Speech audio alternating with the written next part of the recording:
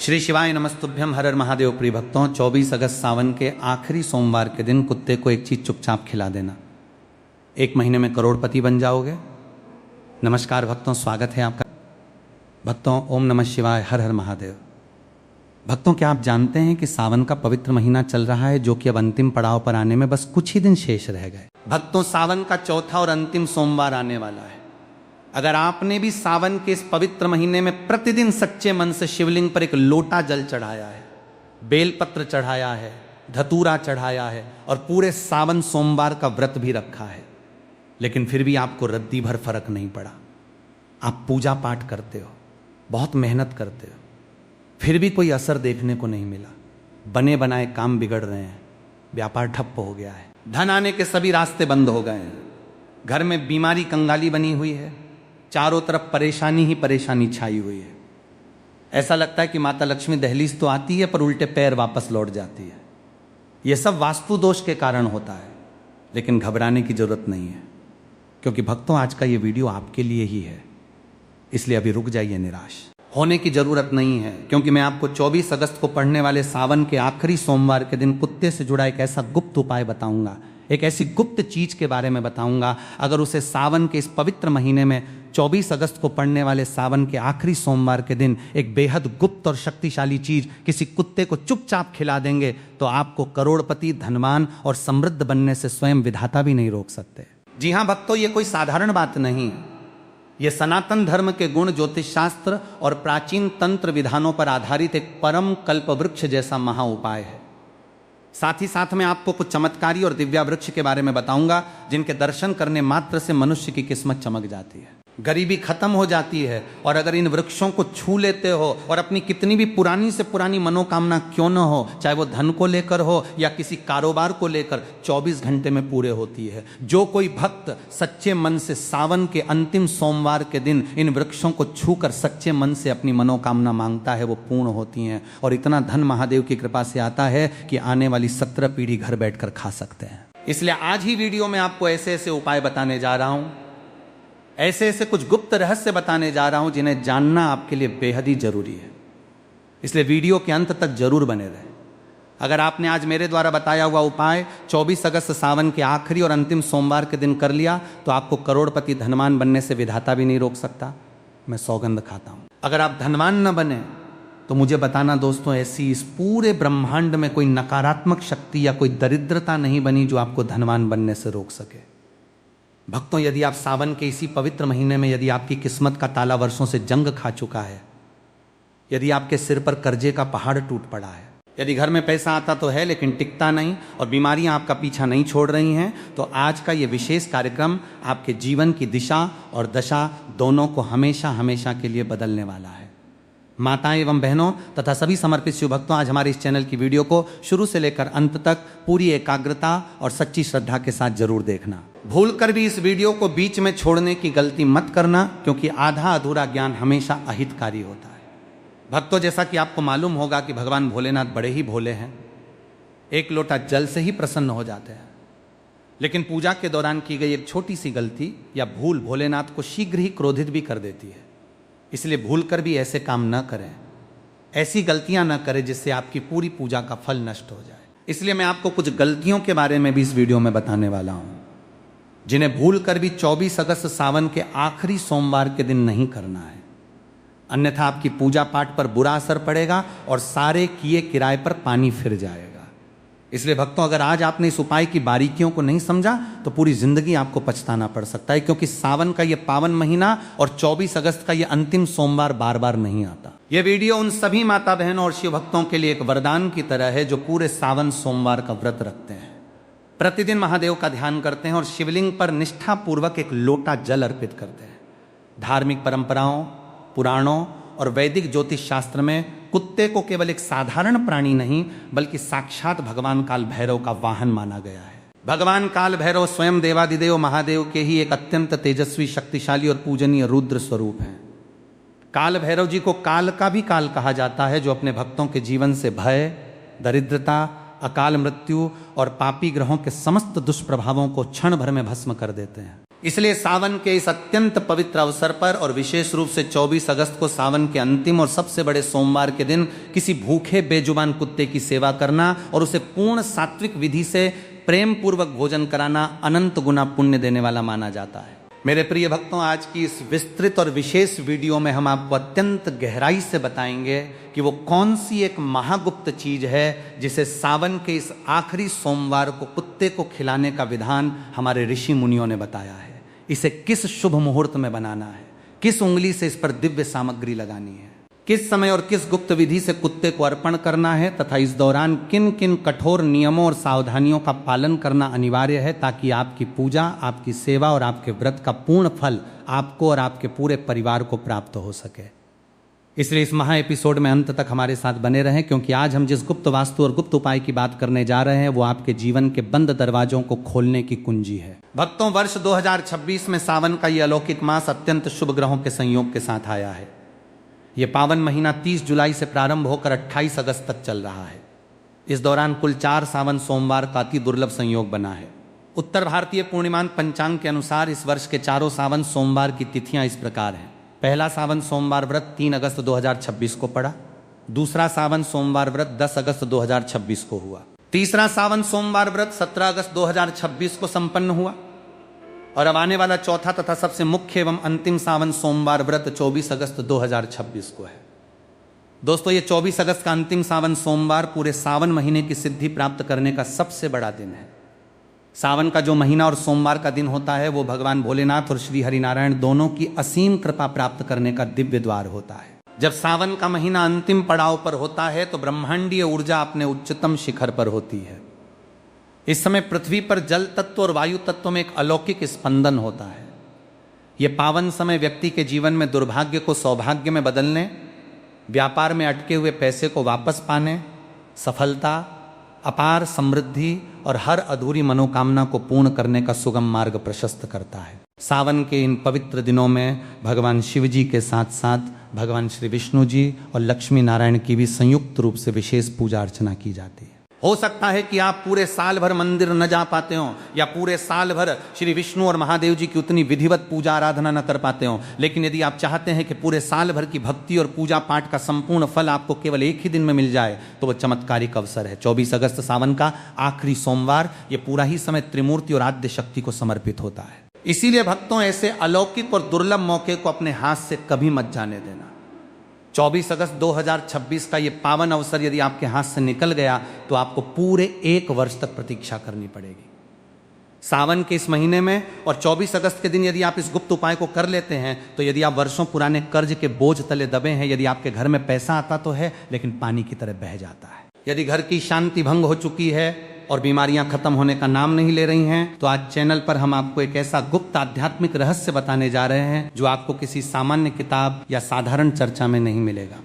सावन के इस अंतिम सोमवार को अगर आपने सही समय, सही विधि और सही भाव से यह कार्य कर लिया तो अगले 24 से 48 घंटों के भीतर आपकी किस्मत ऐसी पलटी मारेगी कि आप स्वयं स्तब्ध रह जाएंगे। निर्धन से निर्धन व्यक्ति भी राजा के समान सुख भोगने लगता है, और जो लोग आपकी बर्बादी और पतन का इंतजार कर रहे थे वे आपकी दिन दुगनी रात चौगुनी तरक्की देखकर दंग रह जाएंगे। आपके जीवन के समृद्धि के सारे बंद दरवाजे खुल जाएंगे और आपके घर पर साक्षात काल भैरव महादेव और माता महालक्ष्मी की कृपा मूसलाधार बारिश की तरह बरसेगी। लेकिन भक्तों, इसकी एक अत्यंत कठोर शर्त है। उपाय करने का तरीका और विधि 100% सही होनी चाहिए। एक छोटी सी भूल, एक छोटी सी अज्ञानता आपके पूरे उपाय को निष्फल कर सकती है। इसलिए इस वीडियो को बहुत ध्यान से सुने। माताएं, बहनों और मेरे प्रिय शिव भक्तों, अक्सर जब मनुष्य के जीवन में दुर्भाग्य का अंधकार छा जाता है, जब बनते हुए काम अंतिम क्षण में बिगड़ जाते हैं और मेहनत करने के बाद भी सफलता की जगह केवल असफलता और कर्जा ही हाथ लगता है, तो लोग घबराकर बड़े बड़े अनुष्ठान करवाते हैं, महंगे रत्न पहनते हैं, लेकिन फिर भी उन्हें मनोवांछित फल प्राप्त नहीं होता। क्या आपने कभी सोचा है कि ऐसा क्यों होता है? ऐसा इसलिए होता है क्योंकि हम उस मूल आध्यात्मिक द्वार को भूल जाते हैं जो सीधे भगवान शिव के रुद्र स्वरूप यानी भगवान काल भैरव से जुड़ा हुआ है, और वह दिव्य द्वार है। बेजुबान जीवों की निष्काम सेवा, विशेषकर बेजुबान कुत्ते की सेवा सनातन धर्म के प्राचीन ग्रंथ ऋग्वेद और तंत्र शास्त्र में स्पष्ट रूप से वर्णन आता है कि कुत्ता केवल एक सामान्य चौपाया प्राणी नहीं है। कुत्ते के भीतर एक अत्यंत सूक्ष्म और पराभौतिक शक्ति होती है, जिससे वो उन नकारात्मक शक्तियों, ऊपरी बाधाओं और अदृश्य ऊर्जाओं को आसानी से देख और महसूस कर सकता है, जिन्हें हम इंसान अपनी साधारण आंखों से नहीं देख पाते। भगवान काल भैरव का परम वाहन साक्षात भगवान शिव के अत्यंत उग्र और कल्याणकारी स्वरूप भगवान काल भैरव का वाहन कुत्ता है। जब आप किसी भूखे कुत्ते को भोजन देते हैं तो वह भोग सीधे भगवान काल भैरव तक पहुंचता है। धर्मराज का प्रतीक महाभारत के महाप्रस्थानिक पर्व का वो प्रसंग याद कीजिए, जब पांडव स्वर्गारोहण की यात्रा पर निकले थे। मार्ग में एक एक करके द्रौपदी और चारों भाई गिर पड़े, लेकिन अंत तक महाराज युधिष्ठिर के साथ केवल एक कुत्ता ही चलता रहा। स्वर्ग के द्वार पर स्वयं धर्मराज ने उस कुत्ते के रूप से प्रकट होकर युधिष्ठिर को दर्शन दिए थे। केतु, शनि और राहु का अचूक उपाय। वैदिक ज्योतिष शास्त्र में केतु ग्रह को अचानक धन लाभ, गुप्त सिद्धियों, मोक्ष और जीवन की बुलंदियों का कारक माना गया है। केतु का भौतिक और सजीव प्रतीक कुत्ता है। जब आपकी कुंडली में केतु या शनिदेव प्रतिकूल स्थिति में होते हैं तो इंसान डिप्रेशन, मानसिक तनाव, व्यापारिक घाटे और अचानक आने वाली विपत्तियों से घिर जाता है। सावन के महीने में कुत्ते को भोजन कराने से केतु का अशुभ प्रभाव तत्काल शांत हो जाता है। भक्तों, अब हम जानेंगे कि सावन के अंतिम सोमवार 24 अगस्त का महाविज्ञान हल्दी, तेल और गुड़ की सात्विक शक्ति जागृत अवस्था में होती है। तो इस दिन कुछ विशेष उपाय करना बेहद ही जरूरी है। इससे आपके घर से नकारात्मक ऊर्जा हमेशा के लिए बाहर हो जाएगी और धन आने के सभी रास्ते खोलने चले जाएंगे, या यूं कहें कि धनवान करोड़पति बनने से कोई नहीं रोक सकता। इसलिए भक्तों, चैनल पर आज हम आपको इस गुप्त उपाय के पीछे छिपा वो अद्भुत आध्यात्मिक और ज्योतिषीय विज्ञान बताने जा रहे हैं, जो आपको हैरान कर दे। बिल्कुल ही ध्यानपूर्वक ध्यान लगाकर 5 से 10 मिनट निकालकर वीडियो को पूरा सुनना है और समझना है। प्रिय भक्तों, 24 अगस्त को सावन के आखिरी सोमवार के दिन जब आप अपने हाथों से एक विशेष सात्विक रोटी बनाकर बेजुबान कुत्ते को खिलाते हैं तो आपकी कुंडली के 4 सबसे बड़े और शक्तिशाली ग्रह गुरु शनि, सूर्य और केतु एक साथ शांत होकर शुभ फल देने लगते हैं। अब आप सोच रहे होंगे कि किस प्रकार से भोग लगाना है, रोटी किस प्रकार से चलानी है, क्या क्या सामग्री होनी चाहिए। तो आपके इन्हीं सवालों का जवाब मैं अब आपको देने जा रहा हूं। किस विधि से आपको रोटी खिलाना है, कौन सी सामग्री आपको उपयोग में लेना है, तो चलिए जान लेते हैं। सबसे पहले बिना नमक के आटे में 1 चुटकी हल्दी डाल लेना है। आटे में मिलाई जाने वाली 1 चुटकी हल्दी देवगुरु बृहस्पति गुरु ग्रह का प्रतीक है। गुरु ग्रह जीवन में धन, वैभव, ज्ञान, संतान, गला साफ करने की, आवाज, सुख और भाग्य के स्वामी हैं। ध्यान रहे, कुत्ते के लिए बनने वाली इस दिव्य रोटी में नमक का प्रयोग भूल कर भी ना करें।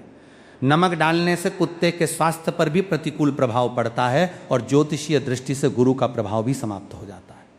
दूसरा क्या करना है कि जो तर्जनी उंगली से सरसों का तेल लगाना। रोटी सिक जाने के बाद अपने दाहिने हाथ की तर्जनी उंगली, इंडेक्स फिंगर, जो कि हाथ में गुरु पर्वत के ठीक नीचे होती है, उससे रोटी के ऊपर थोड़ा सा शुद्ध सरसों का तेल लगाया जाता है। सरसों का तेल कर्म फलदाता शनिदेव का प्रतीक है। जब गुरु पर्वत की उंगली से शनिदेव का द्रव्य तेल लगाया जाता है तो शनि की ढैया, 7.5 और क्रूर दृष्टि का प्रभाव तत्काल समाप्त हो जाता है। उसके बाद आपको रोटी के ऊपर शुद्ध गुड़ का टुकड़ा रखना है। गुण नवग्रहों के राजा सूर्यदेव का प्रतीक माना जाता है।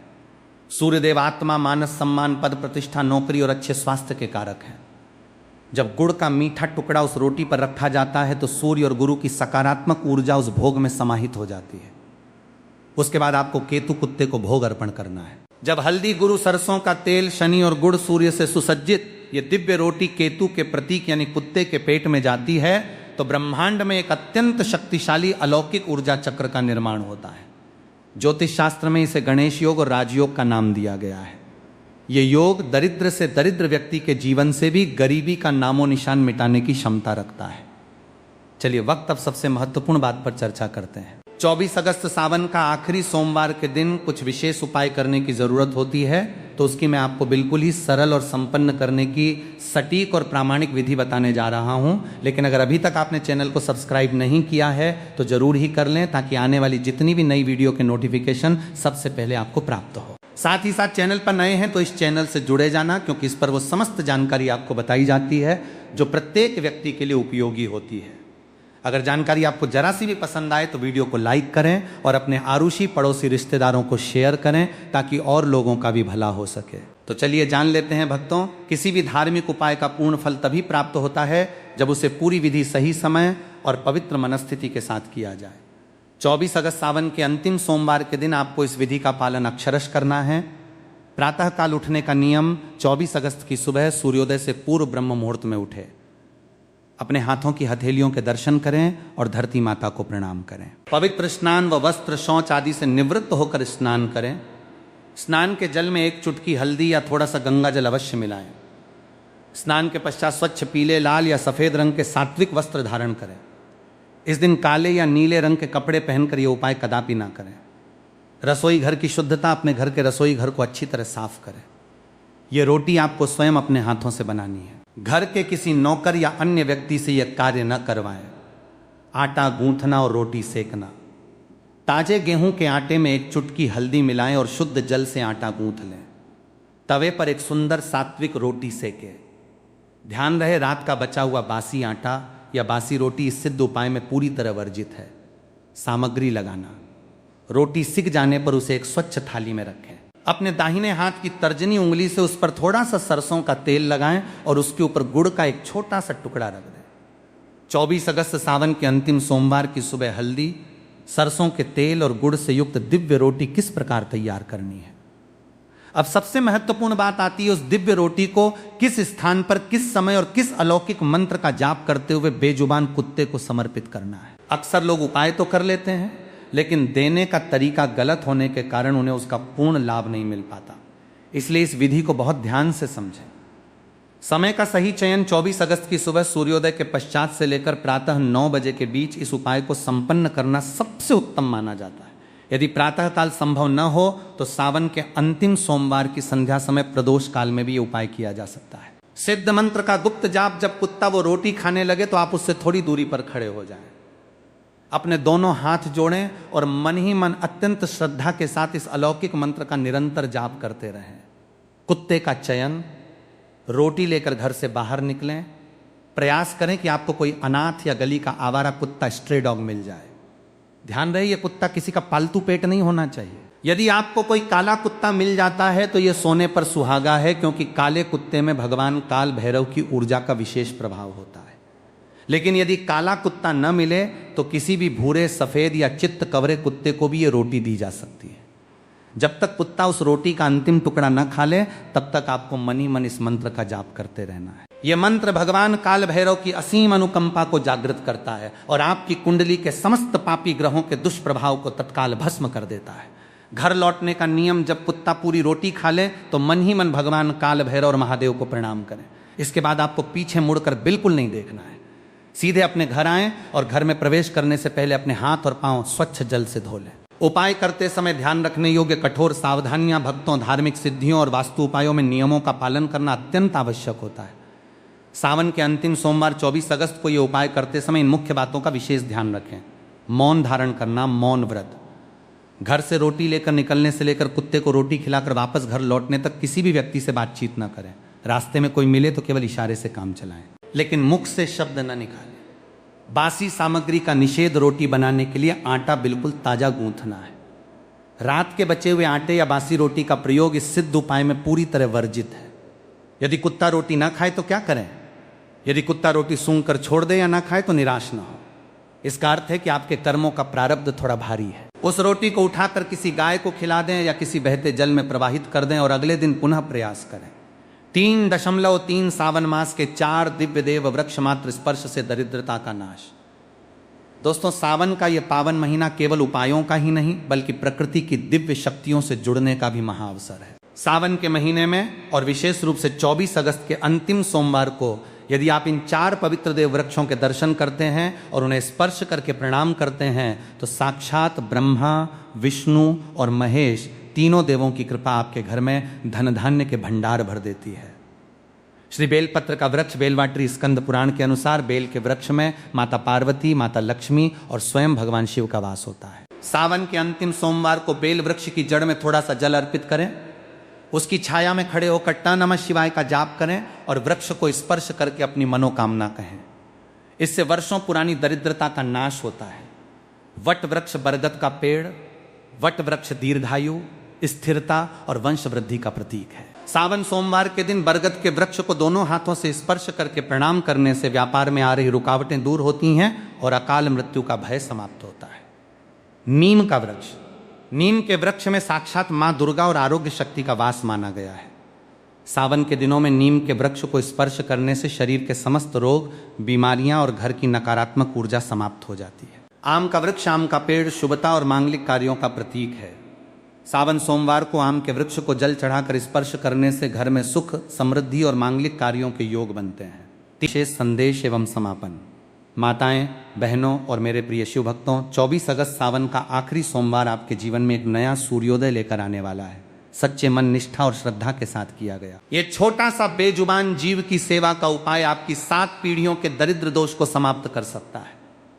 याद रखिए, किसी बेजुबान जीव को प्रेम से भोजन कराना केवल एक कर्म कांड नहीं बल्कि साक्षात ईश्वर की सेवा है। जब वो बेजुबान जीव तृप्त होकर अपनी आत्मा से दुआ देता है तो वो दुआ सीधे महादेव के दरबार में स्वीकार होती है।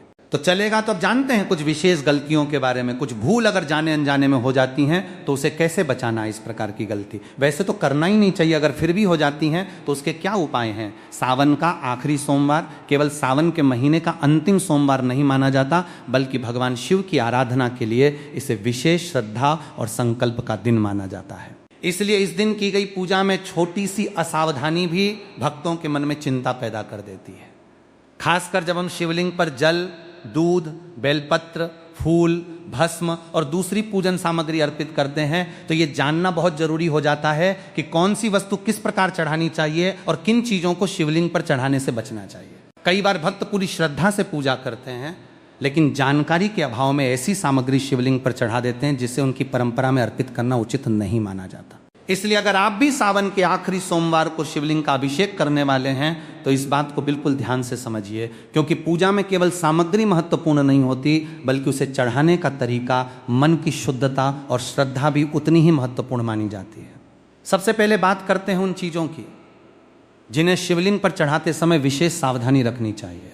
भगवान शिव की पूजा में बेलपत्र का विशेष महत्व माना गया है, लेकिन बेलपत्र टूटा हुआ, गंदा या बहुत अधिक सूखा हुआ न हो, इसका ध्यान रखना चाहिए।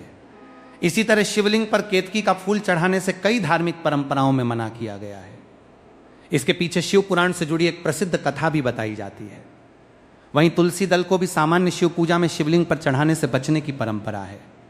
कई लोग बिना जानकारी के हल्दी, सिंदूर या कुमकुम भी शिवलिंग पर लगा देते हैं, जबकि शिव पूजा की अलग अलग परंपराओं में इनका प्रयोग अलग तरीके से किया जाता है।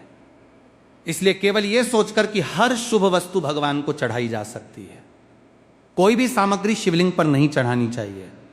श्रद्धा के साथ साथ सही विधि की जानकारी होना भी जरूरी है। एक और गलती जो भक्तों से अक्सर हो जाती है वो है अभिषेक के दौरान जरूरत से ज्यादा सामग्री का इस्तेमाल करना। भगवान शिव को प्रसन्न करने के लिए बहुत सारी चीजें चढ़ाना जरूरी नहीं माना जाता। स्वच्छ जल से श्रद्धापूर्वक जला अभिषेक, बेलपत्र और उपयुक्त पुष्प अर्पित करके भी पूजा की जा सकती है। अगर दूध या पंचामृत से अभिषेक कर रहे हैं तो स्वच्छता और उचित मात्रा का ध्यान रखें। सबसे महत्वपूर्ण बात यह है कि शिवलिंग पर कोई ऐसी वस्तु न चढ़ाएं जिसके बारे में आपको स्वयं जानकारी ना हो, और अगर अनजाने में कोई ऐसी वस्तु चढ़ भी जाए जिसे आपकी परंपरा में वर्जित माना जाता है तो डरने या ये मान लेने की जरूरत नहीं कि अब कोई अनिष्ट निश्चित हो जाएगा। भगवान शिव की पूजा में क्षमा और श्रद्धा का भाव सबसे महत्वपूर्ण है। आप शांत मन से स्वच्छ जल अर्पित करें, हाथ जोड़कर भगवान शिव से क्षमा प्रार्थना करें और आगे से सही विधि से पूजा करने का संकल्प लें। इसलिए सावन के आखिरी सोमवार को पूजा करते समय एक बात हमेशा याद रखिए, भगवान शिव को दिखावे से ज्यादा भावप्रिय माना जाता है। शिवलिंग पर चढ़ाई जाने वाली हर वस्तु के पीछे कोई ना कोई धार्मिक परंपरा और प्रतीकात्मक अर्थ जुड़ा हुआ है। इसलिए दूसरों को देखकर कोई भी चीज चढ़ाने के बजाय अपनी परंपरा और पूजा विधि के अनुसार सामग्री अर्पित करें। इस दिन जल्दबाजी ना करें, पूजा की जगह स्वच्छ रखें, शिवलिंग का अनादर ना हो इसका ध्यान रखें, और सबसे बढ़कर अपने मन में श्रद्धा रखें, क्योंकि पूजा का वास्तविक उद्देश्य भगवान को किसी सामग्री से प्रभावित करना नहीं बल्कि अपने मन को शिव के चरणों में समर्पित करना है। अगर सावन के आखिरी सोमवार को आप ये भावना लेकर शिवलिंग पर जल चढ़ाते हैं कि हे महादेव, जाने अनजाने में मुझसे जो भी भूल हुई हो मुझे क्षमा करे और मुझे सही मार्ग पर चलने की शक्ति दें, तो यही सच्ची भक्ति का भाव है। सावन के आखिरी सोमवार के दिन अगर आपने व्रत रखा है तो भोजन को लेकर विशेष संयम रखना चाहिए। व्रत में अपनी परंपरा और स्वास्थ्य के अनुसार फल, दूध, दही, मखाना, साबूदाना, सिंघाड़े या कुट्टू के आटे से बने व्यंजन, सेंधा नमक और पर्याप्त मात्रा में पानी लिया जा सकता है। हार्दिक स्वागत है माताएं बहनों। जैसा कि आप सभी जानती हैं कि सावन का ये पवित्र महीना अब अपने अंतिम पड़ाव पर है। 24 अगस्त को सावन का अंतिम और सबसे खास सोमवार है। ये केवल सावन का आखिरी सोमवार नहीं है, बल्कि भगवान भोलेनाथ और माता पार्वती का सबसे विशेष आशीर्वाद पाने का अंतिम महाअवसर भी है। यदि आपने पूरे सावन में कोई विशेष पूजा नहीं की या किसी कारणवश सावन सोमवार का व्रत छूट गया तो घबराइए मत। शास्त्रों में बताया गया है कि सावन के अंतिम सोमवार को किया गया एक छोटा सा उपाय पूरे सावन महीने की पूजा का फल दे सकता है। आज की इस वीडियो में हम जानेंगे कि 24 अगस्त को शादीशुदा महिलाओं को हरी चूड़ियों का कौन सा अचूक उपाय करना चाहिए, जिससे पति की लंबी उम्र, अच्छा स्वास्थ्य, घर में सुख समृद्धि और अखंड सौभाग्य का आशीर्वाद मिले। जैसा कि आप सभी माताएं बहनें जानती हैं, सावन के प्रारंभ दिन से ही हरी चूड़ी धारण करने की परंपरा मानी जाती है। किसी ने अपने पति के हाथों से हरी चूड़ी पहनी तो किसी ने इसे अपने पति या परिवार की ओर से प्रेम और सौभाग्य के प्रतीक के रूप में ग्रहण किया। हिंदू मान्यताओं में हरी चूड़ियों को सुहाग, समृद्धि और सुख शांति से जोड़कर देखा जाता है। लेकिन अब सावन के आखिरी सोमवार 24 अगस्त के दिन इसी हरी चूड़ी से जुड़ा एक विशेष उपाय हम आपको बताने जा रहे हैं। मान्यता है कि इस उपाय को श्रद्धा और विश्वास के साथ करने से जीवन में रुके हुए कार्यों को गति मिल सकती है और मनोकामना पूर्ति की राह आसान हो सकती है। चाहे आपकी चिंता धन की कमी को लेकर हो, कारोबार में बार बार आ रही रुकावटों को लेकर हो, घर में सुख शांति की कमी हो या लंबे समय से कोई इच्छा अधूरी पड़ी हो, इस उपाय को पूरी श्रद्धा के साथ भगवान शिव और माता पार्वती का स्मरण करते हुए जरूर करें। तो सभी माता बहनों से मेरा निवेदन है कि आज की वीडियो आपके लिए ही बनाई गई है, तो सावन की इस वीडियो को पूरा देख लेना। अगर आज आपने इस वीडियो को छोड़ दिया तो मानो अपने साक्षात भगवान से और माता पार्वती के आशीर्वाद को छोड़कर जा रहे हैं।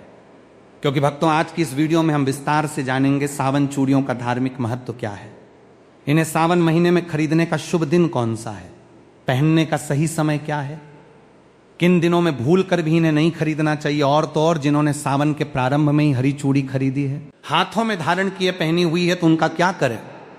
तो ये गुप्त उपाय बताऊंगा, और आखिर क्यों मां पार्वती को अर्पित करके पहनी गई चूड़ियां विशेष रूप से शुभ मानी जाती हैं, इन सभी सवालों के जवाब हम आपको इसी वीडियो में देने जा रहे हैं। तो वीडियो के अंत तक आपको बने रहना है। वीडियो को काट काट कर देखने के भूल बिल्कुल भी मत कीजिएगा। माताएं बहनों, अगर आप चाहती हैं कि भोलेनाथ और मां पार्वती की कृपा आपके परिवार पर बनी रहे, पति की आयु, स्वास्थ्य और उन्नति के लिए आपका श्रृंगार वास्तव में मंगलकारी बने, तो इस वीडियो को अंत तक अवश्य देखिएगा। बीच में वीडियो छोड़ने की गलती बिल्कुल मत कीजिएगा, क्योंकि अंत में मैं एक ऐसा छोटा सा उपाय भी बताऊंगा जिसे बहुत कम महिलाएं जानती हैं, जिसे जानना हर माताएं बहनों के लिए जरूरी है। खासकर सुहागन महिलाएं जो सावन सोमवार का व्रत रखती हैं, प्रतिदिन पूजा पाठ करती हैं।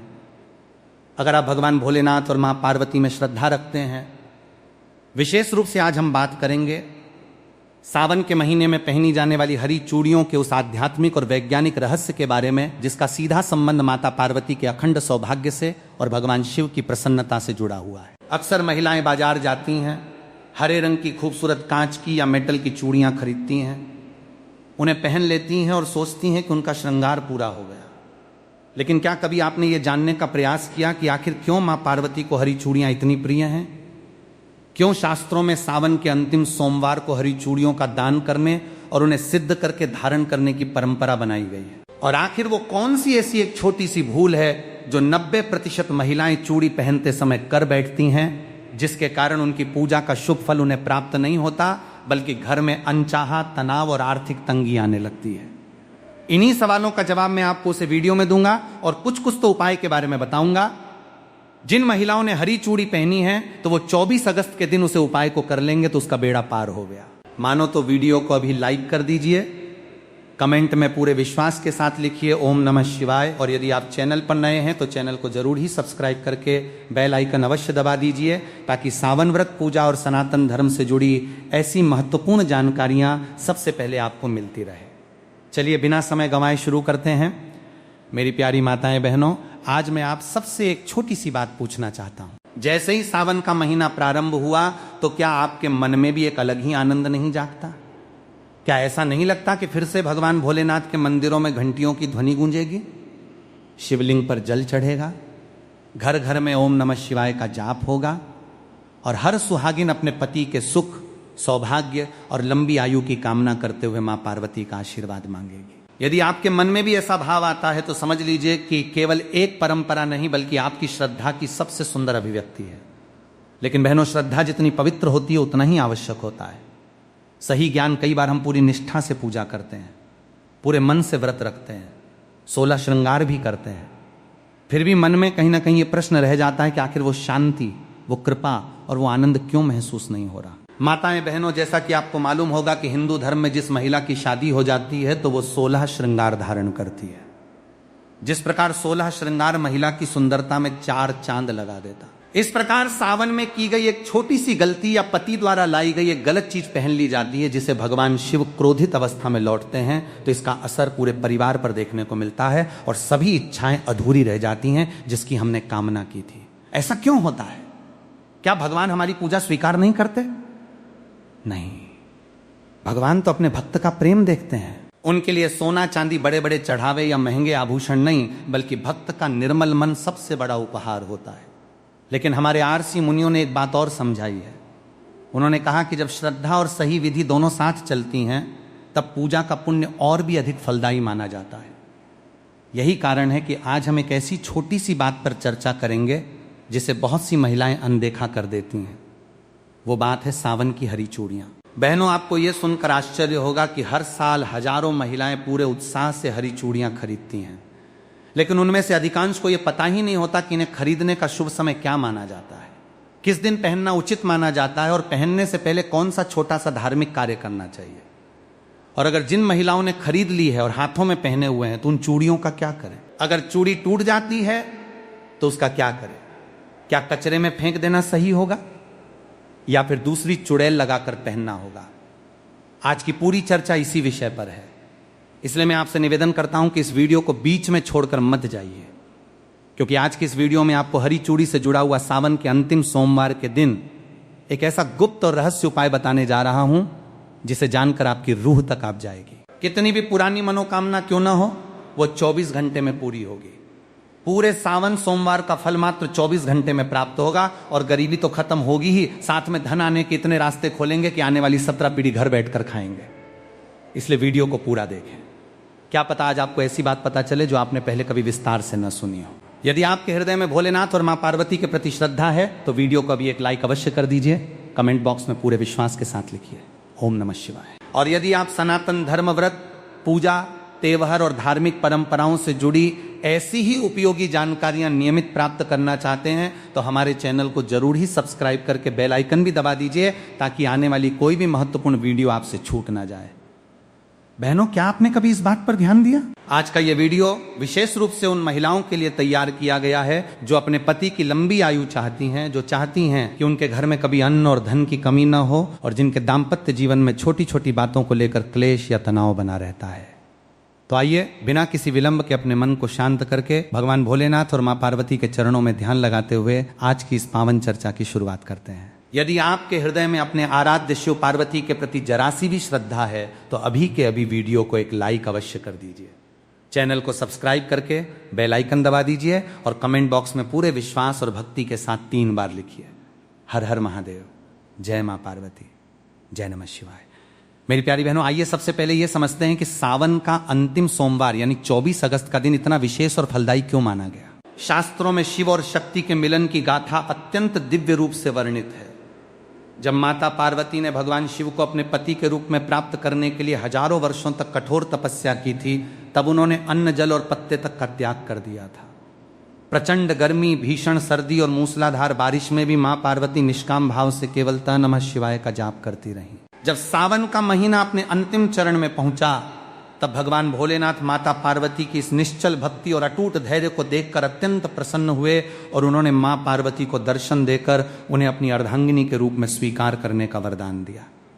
यही कारण है कि सावन का अंतिम सोमवार शिव और पार्वती के अनंत प्रेम, विश्वास और सिद्धि का दिन माना जाता है। पौराणिक मान्यताओं के अनुसार सावन के अंतिम सोमवार को ब्रह्मांड की संपूर्ण सकारात्मक ऊर्जाएं, नवग्रहों की शुभ दृष्टियां और देवी देवताओं का आशीर्वाद पृथ्वी लोक पर केंद्रित होता है। इस दिन यदि कोई सुहागन महिला निश्चल मन से शुद्ध भावना के साथ केवल एक लोटा जल और अपनी श्रद्धा का श्रृंगार माता पार्वती को अर्पित करती है तो मां पार्वती उसके सौभाग्य की रेखाओं को बदल देती है। शास्त्रों में कहा गया है कि सावन का अंतिम सोमवार पूर्णाहुति का दिन होता है। जिस प्रकार किसी बड़े महायज्ञ में अंतिम आहुति दिए बिना यज्ञ पूरा नहीं माना जाता, ठीक उसी प्रकार पूरे सावन महीने में की गई पूजा, रखे गए व्रत और किए गए दाना आदि का संपूर्ण फल तब तक प्राप्त नहीं होता जब तक आप सावन के अंतिम सोमवार को विधि विधान से पूजन और श्रृंगार का नियम पूरा नहीं कर लेती। बहनों, 24 अगस्त का यह दिन इसलिए भी बेहद खास है क्योंकि इस दिन सावन की शिवरात्रि के बाद का संचित पुण्य और सोमवती योग का दिव्य प्रभाव समाहित रहता है। इस दिन शिव धामों में कैलाश पर्वत पर और पृथ्वी के समस्त शिवलिंगों में शिव पार्वती की शक्ति अपने पूर्ण रूप में जागृत रहती है। जो महिलाएं इस दिन सुबह उठकर अपने घर की सफाई करती हैं, स्नान करके लाल या हरे वस्त्र धारण करती हैं और भगवान शिव व माता पार्वती का ध्यान करती हैं, उनके घर से दरिद्रता, ग्रह क्लेश और बीमारियां हमेशा के लिए बाहर निकल जाती हैं। लेकिन यहां एक बात समझना अत्यंत आवश्यक है। भगवान शिव कभी सोने चांदी के गहनों से, महंगे चढ़ावों से या आडंबर से प्रसन्न नहीं होते। महादेव तो भाव के भूखे हैं। वे तो केवल एक बेलपत्र, थोड़ा सा गंगा जल और आपके निर्मल मन के भाव से ही तृप्त हो जाते हैं। और जब बात माता पार्वती की आती है तो मां पार्वती को सबसे अधिक प्रिय है। सुहागिन स्त्री का सच्चा भाव और उसका मांगलिक श्रृंगार, जब एक नारी अपने पति के मंगल की कामना करते हुए, अपने घर की खुशहाली की प्रार्थना करते हुए अपने हाथों में हरी चूड़ियां धारण करती है तो वो केवल एक गहना नहीं पहन रही होती, बल्कि वो माता पार्वती के सामने अपने सतीत्व और अपनी अटूट श्रद्धा की प्रतिज्ञा ले रही होती है। माताओं बहनों, अब एक बहुत ही सुंदर और विचारणीय प्रश्न पर आते हैं। आपने अक्सर देखा होगा कि सावन आते ही हर महिला हरे रंग की साड़ी, हरी मेहंदी और हरी चूड़ियों की ओर आकर्षित होती है। क्या आपने कभी सोचा है कि हमारे पूर्वजों ने केवल सावन में ही हरे रंग को इतना महत्व क्यों दिया? क्यों वैशाख, कार्तिक या माघ के महीनों में हरी चूड़ियों का इतना विशेष विधान नहीं है जितना कि सावन में है? इसके पीछे बहुत ही गहरा आध्यात्मिक और वैज्ञानिक कारण छिपा हुआ है जिसे आज हर सनातन नारी को जानना चाहिए। सबसे पहले बात करते हैं प्रकृति के नियम की। सावन के महीने में जब मूसलाधार वर्षा होती है तो तपती हुई सूखी और बंजर धरती ठंडी हो जाती है। चारों ओर पेड़ पौधों पर नई पत्तियां आती हैं। जंगलों और खेतों में हरियाली की चादर बिछ जाती है। प्रकृति अपने सबसे सुंदर और जीवंत रूप में मुस्कुराने लगती है। सनातन धर्म में प्रकृति को ही साक्षात आदि शक्ति मां पार्वती का रूप माना गया है। जब प्रकृति हरी भरी होती है तो उसका सीधा अर्थ यह है कि जगत जननी मां जगदम्बा अत्यंत प्रसन्न मुद्रा में है। इसीलिए जब सुहागिन महिलाएं प्रकृति के इस रूप के साथ एकाकार होकर स्वयं भी हरे रंग का श्रृंगार धारण करती हैं तो वे अप्रत्यक्ष रूप से प्रकृति और प्रकृति की स्वामिनी मां पार्वती का धन्यवाद व्यक्त कर रही होती हैं। अब इसका आध्यात्मिक अर्थ समझिए। ज्योतिष शास्त्र और सामुद्रिक शास्त्र के अनुसार हरा रंग बुध ग्रह का प्रतीक माना गया है। बुध ग्रह हमारे जीवन में बुद्धि, वाणी, व्यापार, घर का वातावरण, पति पत्नी के बीच आपसी तालमेल और मानसिक शांति का कारक होता है। जब कोई महिला सावन के महीने में हरे रंग वस्त्र और कांच की हरी चूड़ियां पहनती हैं तो उसके शरीर के आसपास एक अत्यंत सकारात्मक ऑरा आभा मंडल निर्मित होता है। कांच की चूड़ियों की खनक से जो ध्वनि तरंगे उत्पन्न होती हैं वे घर के वातावरण से नकारात्मक ऊर्जा, भूत प्रेत बाधा और तनाव को दूर भगाती है। वैज्ञानिक दृष्टिकोण से भी जब कांच की हरी चूड़ियां महिला की कलाई की नाड़ियों से रगड़ खाती हैं तो उससे शरीर का रक्त संचार संतुलित रहता है और महिलाओं में होने वाले मानसिक तनाव व हार्मोनल असंतुलन में कमी आती है। लेकिन अफसोस की बात यह है कि आजकल हमारी कई बहनें इसे केवल एक फैशन या रील्स बनाने का साधन मान बैठी हैं। वे बाजार जाती हैं, ट्रेंडिंग डिजाइन की चूड़ियां लाती हैं, फोटो खींचती हैं और पहन लेती हैं। वे इसके पीछे छिपे भाव और संकल्प को भूल जाती हैं। बहनों, याद रखिए, यदि चूड़ी केवल हाथ में सजाने के लिए पहनी जाए तो वो धातु या कांच का एक टुकड़ा मात्र है। लेकिन यदि वही हरी चूड़ी भगवान शिव और मां पार्वती के चरणों में स्पर्श कराकर अपने पति की लंबी आयु का संकल्प लेकर पहनी जाए तो वो साक्षात अखंड सौभाग्य का रक्षा कवच बन जाती है। मेरी प्यारी माताओं और बहनों, अब ध्यान से सुनिए उस सबसे महत्वपूर्ण बात को जिसके लिए आप इस वीडियो से जुड़ी हैं। 24 अगस्त यानी सावन के अंतिम सोमवार के दिन हरी चूड़ियां किस समय खरीदनी चाहिए, उन्हें धारण करने की सही धार्मिक विधि क्या है और किस प्रकार आप इसे एक छोटे से कार्य से शिव पार्वती का अखंड आशीर्वाद प्राप्त कर सकती हैं। हरी चूड़ी खरीदने का शुभ समय और नियम। शास्त्रों के अनुसार सावन के अंतिम सोमवार को यदि आप नई हरी चूड़ियां खरीदने जा रही हैं तो ध्यान रखें कि खरीदारी हमेशा सूर्योदय के पश्चात और दोपहर से पहले प्रातः काल के शुभ मुहूर्त में या फिर शाम को प्रदोष काल के समय ही करें। दोपहर के समय जब सूर्य अत्यंत प्रचंड होता है 12 से 1:30 बजे के बीच, तब चूड़ियों की खरीदारी करने से बचना चाहिए। चूड़ी खरीदते समय सबसे पहली सावधानी यह बरतें कि चूड़ियां केवल कांच ग्लास की ही होनी चाहिए। आजकल बाजार में प्लास्टिक, फाइबर या अन्य धातुओं की चूड़ियां बहुत मिलती हैं। शास्त्रों में पूजा पाठ और सौभाग्य संवर्धन के लिए केवल और केवल कांच की चूड़ियों को ही उत्तम माना गया है, क्योंकि कांच में दिव्य ध्वनियों और मंत्रों के प्रभाव को अवशोषित करने की अद्भुत क्षमता होती है। चूड़ी खरीदते समय यह सुनिश्चित कर लें कि उसमें कहीं कोई बाल ना हो, वो चटकी हुई ना हो और उसका रंग चमकदार हरा हो। चलिए माताएं बहनों, अब हम जान लेते हैं 24 अगस्त सावन के आखिरी सोमवार के दिन चूड़ी धारण करने से पहले की संपूर्ण पूजन विधि। 24 अगस्त की सुबह स्नान ध्यान से निवृत्त होकर स्वच्छ वस्त्र हरे या लाल रंग के धारण करें। यदि आपके घर के पास कोई शिव मंदिर है तो मंदिर जाएं। यदि मंदिर जाना संभव न हो तो अपने घर के पूजा स्थान में ही एक लकड़ी की चौकी पर लाल या पीला कपड़ा बिछाएं। उस पर भगवान शिव और माता पार्वती की प्रतिमा या चित्र स्थापित करें। अब एक शुद्ध तांबे या पीतल की थाली लें। उस थाली में थोड़ा सा शुद्ध जल छिड़के और उस पर रोली व हल्दी से स्वास्तिक का निर्माण करें। अब जो नई हरी चूड़ियां आप बाजार से लाई हैं, कम से कम 16 या 24 चूड़ियां, उन्हें उस स्वास्तिक के ऊपर रख दें।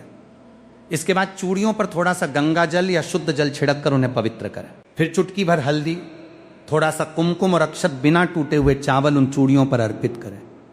इसके साथ ही माता पार्वती के चरणों में लाल चुनरी और 16 श्रृंगार की सामग्री, जिसमें मेहंदी, सिंदूर, बिंदी, कंगा आदि शामिल हो, अर्पित करें। अब अपने हाथ में एक धूप बत्ती या गाय के शुद्ध घी का दीपक जलाएं। दीपक की लौ से चूड़ियों को 7 बार आरती की भांति घुमाएं। इसके बाद अपने दोनों हाथ जोड़कर अपनी आंखें बंद करें और माता पार्वती का ध्यान करते हुए इस दिव्य मंत्र का 11 बार जाप करें। देहि सौभाग्यम आरोग्यम देह में परम सुखम रूपम देह जयम देह यशो देहि द्विषो जही। यदि आपको यह संस्कृत मंत्र कठिन लगे तो आप अत्यंत सरल भाषा में, अपनी मातृभाषा में माँ पार्वती से प्रार्थना कर सकती हैं। हे संपूर्ण जगत की माता गौरी, हे जगदम्बे, जैसे आपका और भोलेनाथ का संबंध अनंत और अमर है, वैसे ही मेरे सुहाग की सदा रक्षा करना। मेरे पति को उत्तम स्वास्थ्य, लंबी आयु और सन्मार्ग प्रदान करना। मेरे घर परिवार में कभी प्रेम की हरियाली कम न होने देना और मेरी इस नादान भेंट को स्वीकार करना। धारण करने का नियम, प्रार्थना समाप्त होने के बाद उन चूड़ियों में से एक जोड़ा 2 चूड़ियां निकालकर माता पार्वती के चरणों में ही चढ़ा रहने दें। बाकी बची हुई हरी चूड़ियों को अत्यंत आदर और भक्तिभाव के साथ प्रसाद मानकर अपने दोनों हाथों में धारण कर लें। माँ पार्वती के चरणों में चढ़ाया गया एक जोड़ा आप किसी सुहागिन ब्राह्मणी को, अपनी सास को, ननद को या किसी भी जरूरतमंद शादीशुदा महिला को सादर भेंट कर सकती हैं। माताओं बहनों, जब आप इस विधि से सिद्ध करके 24 अगस्त को हरी चूड़ियां पहनेंगे तो वो चूड़ी केवल एक साधारण आभूषण नहीं रहेगी, वो साक्षात जगदम्बा का कवच बन जाएगी जो आपके जीवन से हर दुख और संकट को दूर रखेगी। माताएं बहनों, अगर आपने सावन के पहले सोमवार के दिन ही हरी चूड़ी पहन ली है तो कोई बात नहीं है। अब बारी है उसका गुप्त उपाय करने की, जो कि हम आपको बताने जा रहे हैं। आपका सब्र यहां पर खत्म होता है। बिल्कुल ही ध्यानपूर्वक आपको इन उपायों को सुनना है और समझना है। माताओं बहनों, सावन का अंतिम सोमवार कोई साधारण दिन नहीं है। इस दिन यदि हरी चूड़ियों के साथ साथ कुछ विशेष और प्राचीन शास्त्रीय प्रयोग किए जाएं तो घर की दरिद्रता और दुर्भाग्य का सर्वनाश हो जाता है। आज मैं आपको ऐसे 3 महा उपाय बताने जा रहा हूं जिन्हें हमारे शास्त्रों में अत्यंत गुप्त और प्रभावशाली माना गया है।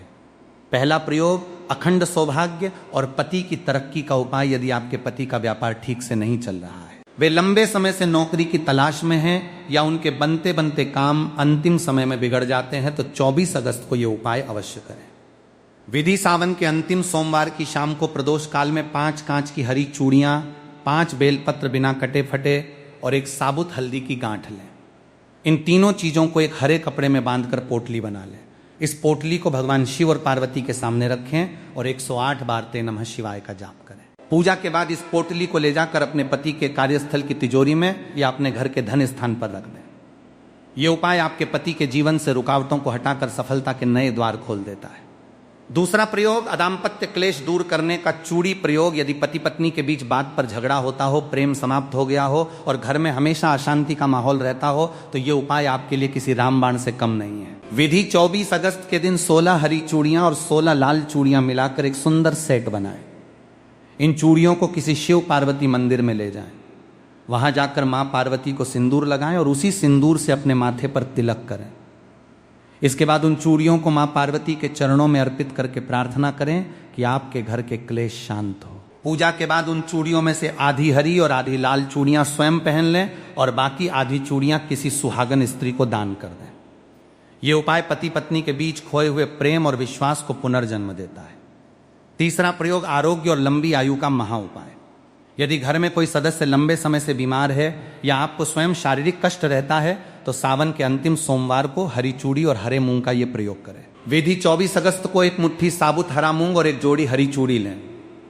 इन्हें बीमार व्यक्ति के सिर के ऊपर से 7 बार उबार लें, क्लॉकवाइज घुमाएं। इसके बाद इसे किसी शिव मंदिर के बाहर बैठे गरीब व्यक्ति को दान कर दें या किसी गाय को खिला दें। भोलेनाथ की कृपा से रोगी के स्वास्थ्य में चमत्कारिक रूप से सुधार देखने को मिलता है। मेरी प्यारी बहनों, पूजा पाठ का पूर्ण फल तभी प्राप्त होता है जब हम विधि विधान के साथ साथ नियमों और मर्यादाओं का भी पालन करते हैं। कई बार महिलाएं बहुत निष्ठा से पूजा करती हैं, व्रत रखती हैं, लेकिन जाने अनजाने में कुछ ऐसी छोटी छोटी गलतियां कर बैठती हैं जिससे उनकी पूरी पूजा खंडित हो जाती है और शुभ फल के बजाय अशुभ परिणाम मिलने लगते हैं। 24 अगस्त को सावन के अंतिम सोमवार के दिन आपको किन 5 मुख्य गलतियों से बचना है, उन्हें ध्यान से समझ लीजिए। टूटी या चटकी हुई चूड़ियां पहनना। कई बार महिलाएं जल्दबाजी में या कंजूसी के कारण थोड़ी सी चटकी हुई चूड़ी भी पहन लेती हैं या टेप लगा लेती हैं। शास्त्रों में खंडित सामग्री को पूजा या श्रृंगार में प्रयोग करना सख्त वर्जित माना गया है।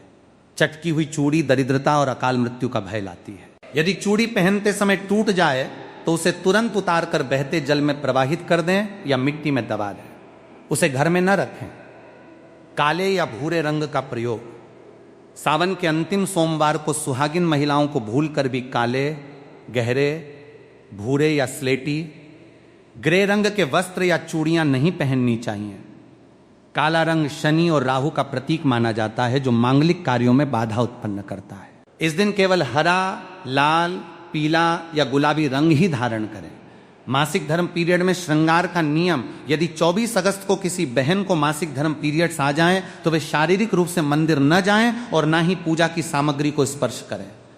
वे दूर बैठकर मानसिक रूप से शिव पार्वती का ध्यान कर सकती हैं। नई चूड़ियां वे स्वयं न छूकर किसी अन्य से पूजा करवाकर बाद में शुद्धि के बाद धारण कर सकती हैं। क्रोध और कटु वचन बोलना। शास्त्र कहते हैं कि जिस घर में सुहागन महिला सावन सोमवार के दिन क्रोध करती है, अपने पति से बहस करती है या किसी असहाय का अपमान करती है, उस घर से माता लक्ष्मी और मां पार्वती तुरंत रूठ चली जाती हैं।